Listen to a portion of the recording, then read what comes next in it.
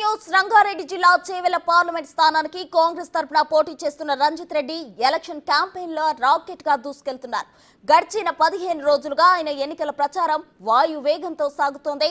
ఒకవైపు బూత్ కార్యకర్తల సమావేశాలు నిర్వహిస్తూనే కార్నర్ మీటింగ్లు వ్యవస్థాగతమైన అంశాలను పరిష్కరిస్తూ అడుగులు వేస్తున్నారు. రంజిత్ రెడ్డి స్పీడ్ కు ఆయన ప్రత్యర్థి కొండా విశ్వేశ్వర రెడ్డి, కాసాని జ్ఞానేశ్వర్ కు ముచ్చెమటలు పడుతున్నాయని రాజకీయ వర్గాలు చెబుతున్నాయి.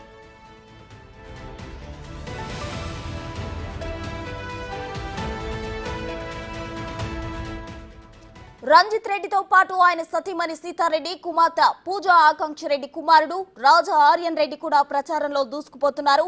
అన్ని వర్గాలతో మమేకమవుతూ సబ్బండ వర్గాల సంక్షేమానికి కృషి చేస్తామని హామీలు ఇస్తున్నారు. చేవెళ్ల పార్లమెంట్ నియోజకవర్గ పరిధిలో 6 గ్యారంటీలకు అప్లై చేసిన అర్హులకు న్యాయం చేస్తామని చెబుతూ ప్రజల్లోకి వెళ్తున్నారు.